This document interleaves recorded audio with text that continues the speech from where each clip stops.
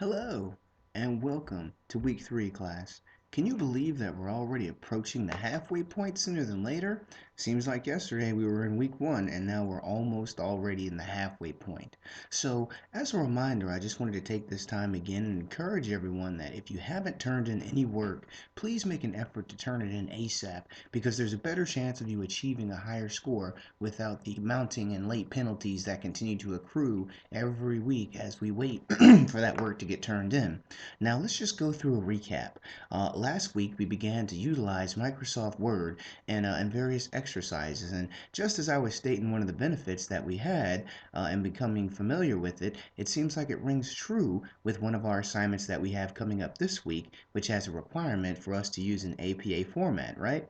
And we additionally had a great discussion about the ideal laptop, and it was truly amazing to see the amount of discussions that had implied that there would almost be interest in moving away from a laptop or a tablet completely and just having the latest updated smartphone device. And so I guess after researching, there could truly be an argument made that based on an article that I guess I was reading in PC Mag, that there was about 5 advantages that the smartphone had over laptops to include availability, versatility, voice calls, and text messages. And so that's a great discussion that we had last week, guys. Keep up the great work. And so, moving on to this week, we'll be looking at technology in a multitude of ways and how it interacts with the internet. And we also discuss the power of Google. Now, I'm willing to bet that the first and perhaps even the most common interaction that we all have with the computer involves coming to contact with it via the internet. Now, perhaps I'm showing my age a little bit, but in my experience, we've seen a number of internet browsers and search engines and providers come and go. Does anyone remember how we thought AOL would be invincible and you got mail and it was over and over and over again? And we thought these guys would be around forever. Or how we recall that Yahoo was a premier search engine, a web browser, and an email provider. And now they're having a tough time just keeping out of the red. An interesting perspective to just kind of think about and just a tidbit to kind of reflect on while we talk about the power of Google is will it continue to be as strong as it was, in another 5 to 10 years? Will Google continue to be this huge juggernaut? That's a true question.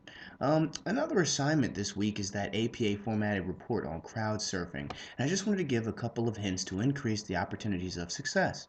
One, just check your spelling and grammar before submitting. I know it sounds crazy, but a lot of times we get assignments and they haven't been proofread. It looks like you can see it just clear as day, the different grammar errors. And so we can fix that just going through and doing a quick spell check or a quick read over or have someone else read it over before you hit that submit button.